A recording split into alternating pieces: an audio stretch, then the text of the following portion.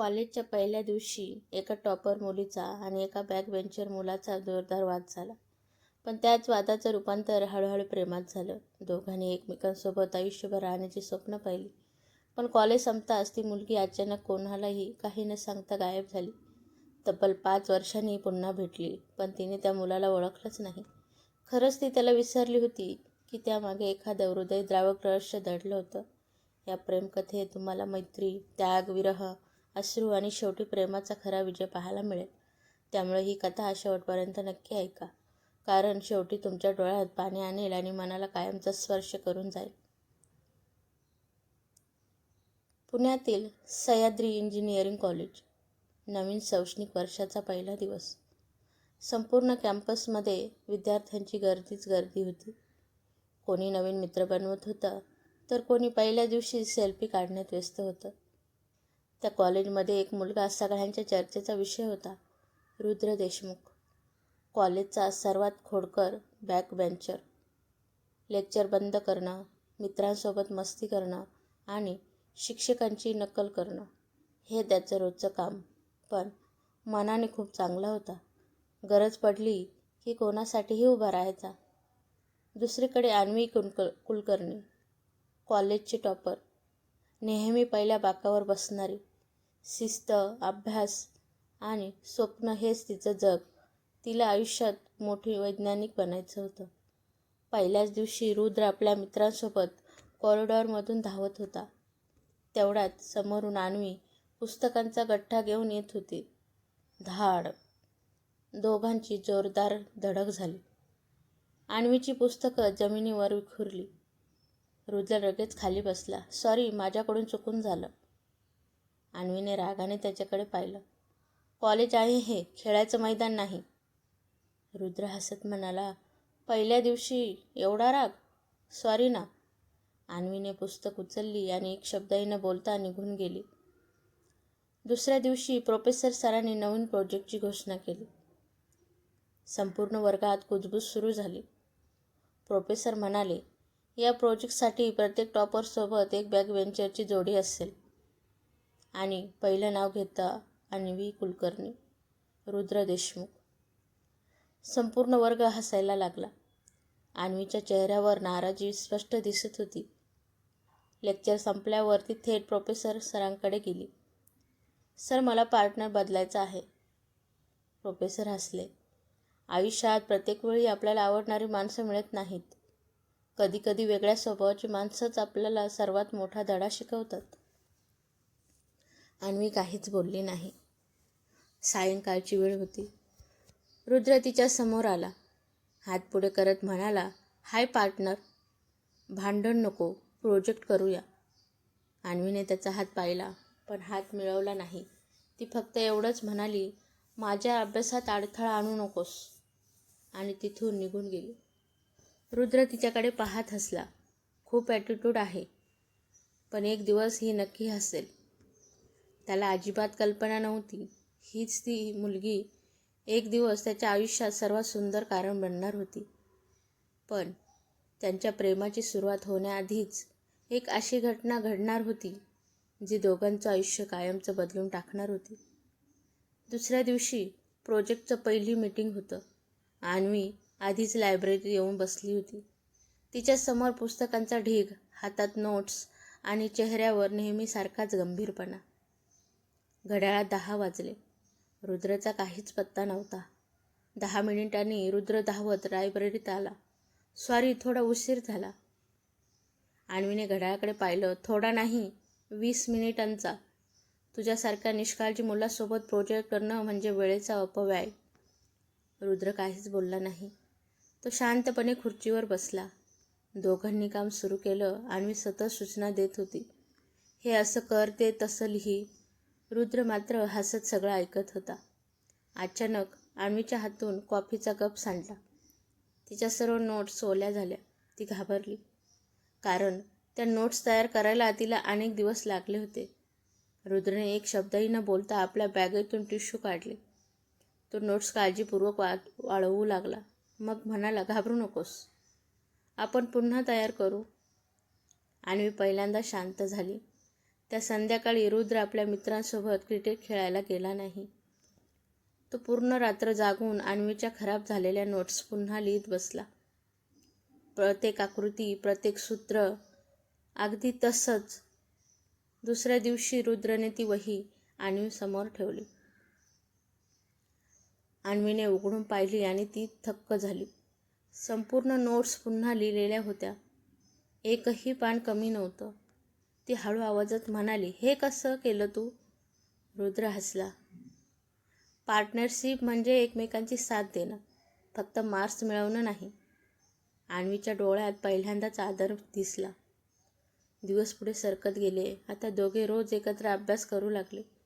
रुद्र अभ्यासात अन्वीची मदत घ्यायचा आणि अन्वी हसायला शिकत होती. एक दिवस कॉलेज कॅन्टीनमध्ये काही मुलं एका गरीब विद्यार्थीची चेष्टा करत होते. रुद्रने ते पाहिलं. तो लगेच पुढे गेला.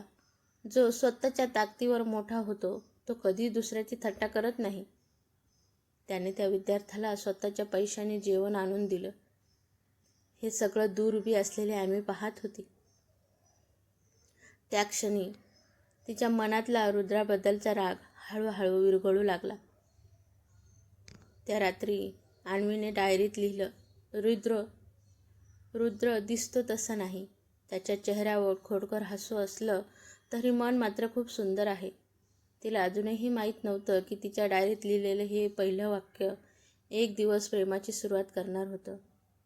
प्रोजेक्ट यशस्वीपणे पूर्ण झाला. रुद्र आणि अन्वीला कॉलेजमध्ये सर्वोत्कृष्ट प्रोजेक्टचं पारितोषिक मिळालं.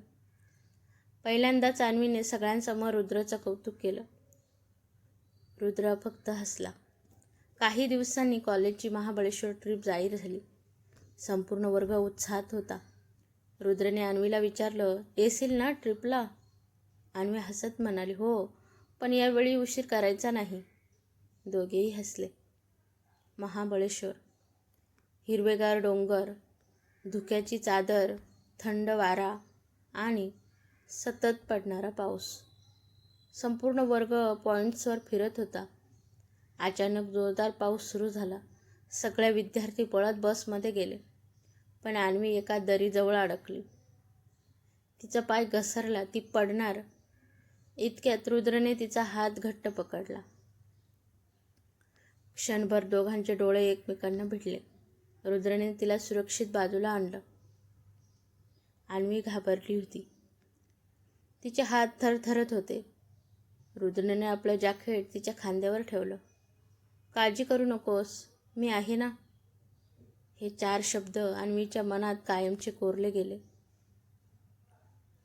त्या रात्री सगळे मित्र कॅम्पस फायरभोवती गाणी गात बसले होते. प्रत्येकजण आपल्या आयुष्यातील आठवणी सांगत होता. अन्वीने पहिल्यांदाच मन मोकळं केलं. ती म्हणाली, "लहानपणी आई गेल्यानंतर मी कधीच कोणावर पटकन विश्वास ठेवला नाही." सगळे शांत झाले. रुद्र काहीच बोलला नाही. फक्त तिच्या बाजूला जाऊन बसला. रात्री उशिरा दोघे हॉटेलच्या गच्चीवर उभे राहून पावसाकडे पाहत होते. रुद्र म्हणाला, "माहिती आहे, तू हसायला लागलीस ना तेव्हापासून कॉलेज आणखी सुंदर वाटायला लागलं." अन्वी लाजली. ती काहीच बोलणार इतक्यात विजेचा मोठा कडकडाट झाला.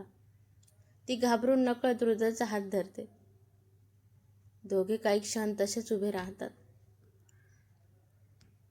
पाऊस, थंड वारा आणि 2 धडधडणारी मनं. त्या क्षणी दोघांनाही जाणवत होतं की ही फक्त मैत्री राहिलेली नाही. दुसऱ्या दिवशी परतीच्या प्रवासात रुद्रने आपल्या वहीत एक वाक्य लिहिलं, "काही लोक आयुष्यात उशिरा भेटतात, पण कायमच्या मनात राहतात."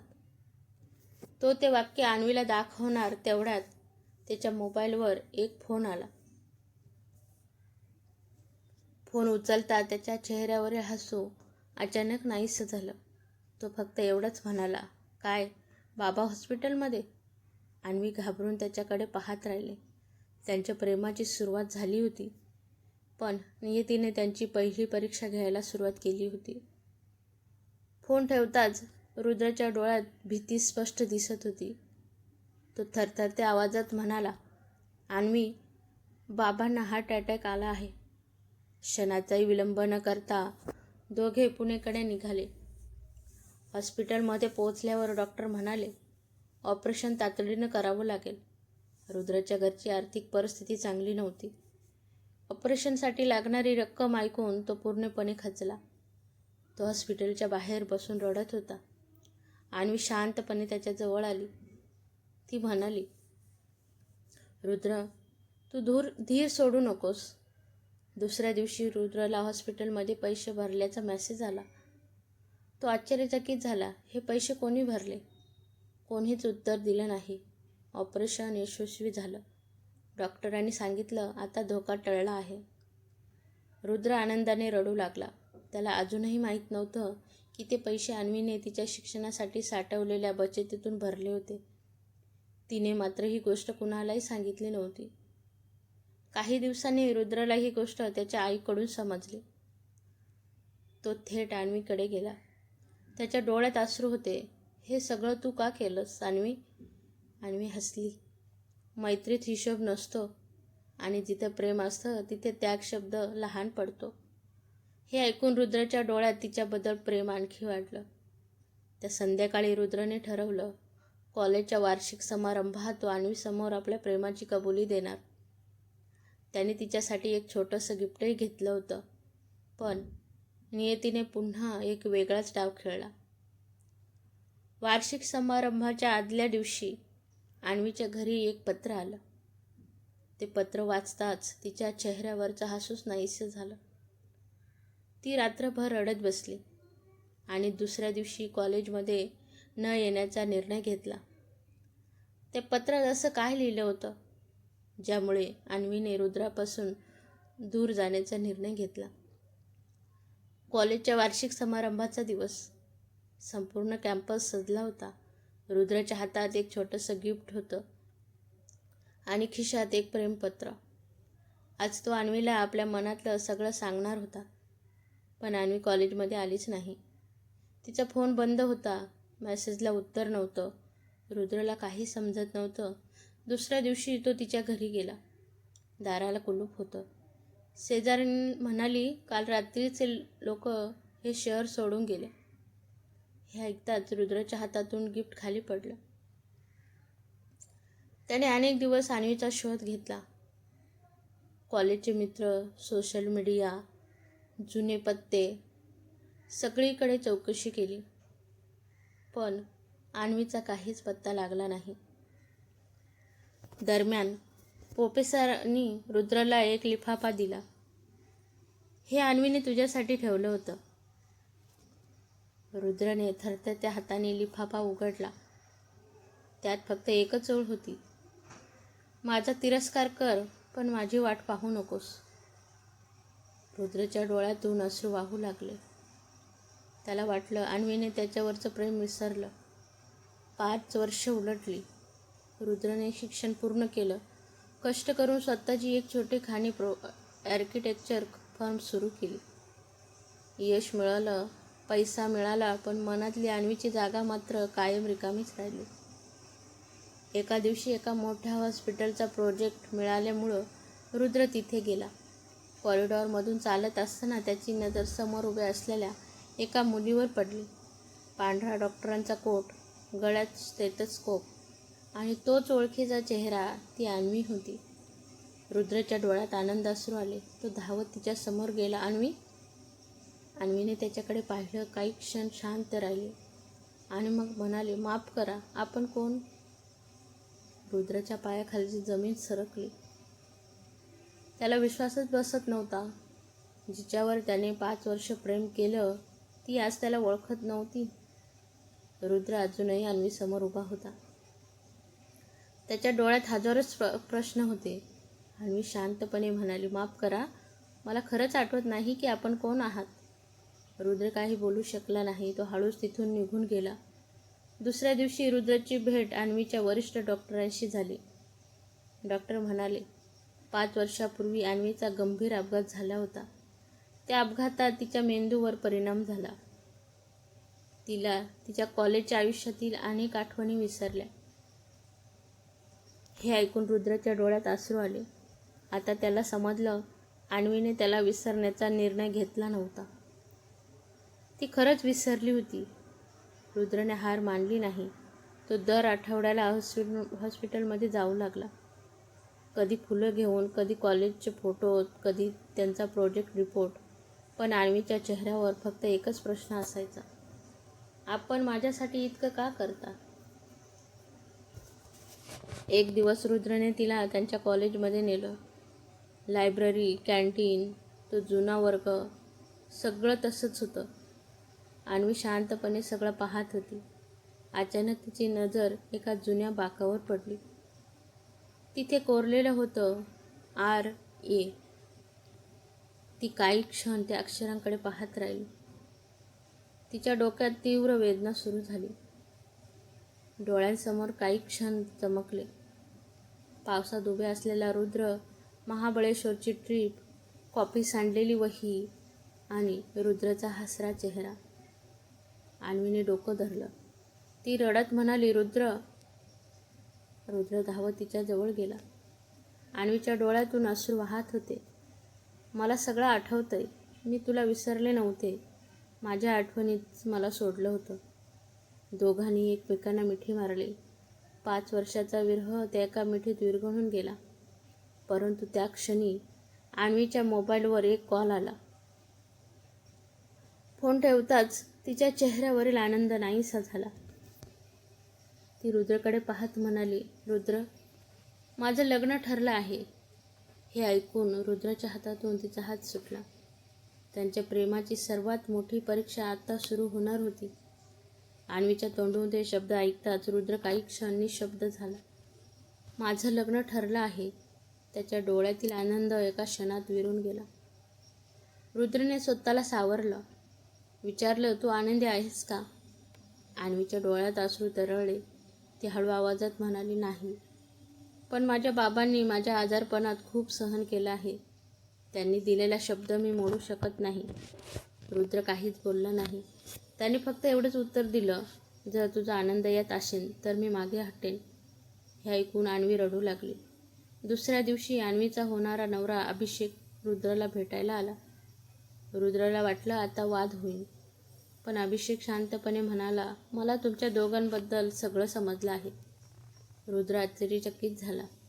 अभिषेक पुढे म्हणाला, प्रेम जबरदस्तीने मिळत नाही. जर अन्वीच्या मनात आजही तुझ्यासाठी जागा असेल तर तिच्याशी लग्न करण्याचा मला अधिकार नाही. रुद्रच्या डोळ्यातून आदर दाटून आला. त्या संध्याकाळी अभिषेकने स्वतः अन्वीच्या वडिलांशी संवाद साधला.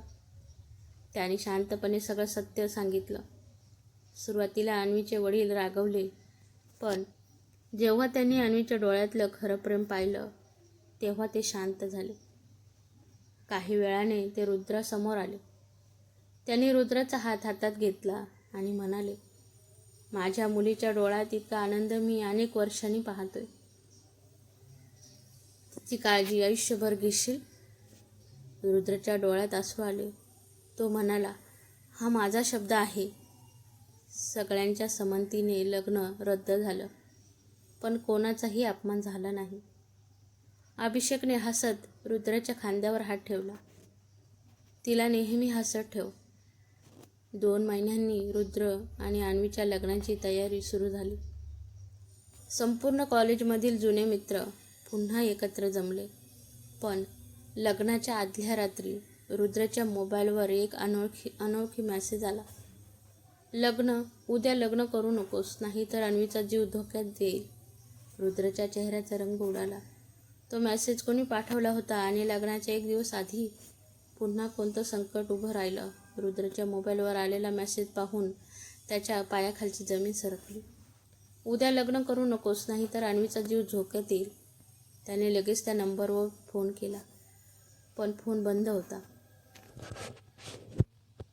रुद्रने ही गोष्ट अन्वीला सांगितली नाही, कारण त्याला तिच्या आनंदावर पाणी फेरायचं नव्हतं. त्याने स्वतः सत्य शोधायचं ठरवलं. दुसऱ्या दिवशी लग्न मंडप सजला होता. पाहुण्यांची गर्दी झाली होती. अन्वी नवरीच्या वेशात खूप सुंदर दिसत होती. पण रुद्रचं मन मात्र अस्वस्थ होतं. मंगलाष्टक सुरू होणार इतक्यात मंडपाबाहेर एक कार येऊन थांबली. त्यातून एक वृद्ध गृहस्थ उतरले. त्यांनी रुद्राला एक लिफाफा दिला. रुद्राने तो उघडला. त्यात एक पत्र होतं. पत्रात लिहिलं होतं, घाबरू नकोस. हा मेसेज मीच पाठवला होता. मी अभिषेकचा बाबा. रुद्र आश्चर्यचकित झाला. पत्रात पुढे लिहिलं होतं, माझ्या मुलाने तुझ्या प्रेमासाठी स्वतःचं लग्न मोडलं. मला खात्री करायची होती की तू अन्वीवर खरंच जीवापाड प्रेम करतोस की नाही. आज तुझी काळजी, तुझा संयम आणि तुझा प्रामाणिकपणा पाहून मला उत्तर मिळालं. रुद्राच्या डोळ्यात अश्रू आले. तो वृद्ध गृहस्थ हसत म्हणाला, जा, आता तुझ्या प्रेमाला त्याचा हक्क मिळू दे. मंगलाष्टक पुन्हा सुरू झाले. रुद्र आणि अन्वीने एकमेकांच्या गळ्यात हार घातले. 7 फेरे पूर्ण झाले. दोघांनी आयुष्यभर साथ देण्याची शपथ घेतली. लग्नानंतर दोघे त्यांच्या जुन्या कॉलेजमध्ये गेले. लायब्ररी, कॅन्टीन आणि तोच जुना बाग ज्यावर R आणि A कोरलं होतं. अन्वी हसत म्हणाली, आपली कथा इथून सुरू झाली होती. रुद्र तिचा हात हातात घेत म्हणाला, आणि आता ती आयुष्यभरासाठी पूर्ण झाली. काही वर्षांनी दोघे त्याच कॉलेजमध्ये विद्यार्थ्यांसाठी शिष्यवृत्ती योजना सुरू करतात. कारण त्यांना वाटत होतं, प्रेम फक्त 2 माणसांना जोडत नाही, ते अनेकांचं आयुष्यही बदलू शकतं. सूर्य मावळत होता. कॉलेजच्या गेटमधून रुद्र आणि अन्वी हातात हात घालून बाहेर पडत होते. जिथे कधी काळी 2 अनोळखी विद्यार्थी भेटले होते, तिथूनच आज 2 जीवनसाथी त्यांच्या नव्या आयुष्याची सुरुवात करत होते. खरं प्रेम कधीच हरवत नाही. ते वेळ, अंतर आणि संकटाच्या प्रत्येक परीक्षेतून अधिक मजबूत होतं. तर कहाणी कशी वाटली कमेंट्समध्ये नक्की सांगा, आणि आवडल्यास लाईक करा, शेअर करा आणि चॅनलला सबस्क्राईब नक्की करा. धन्यवाद.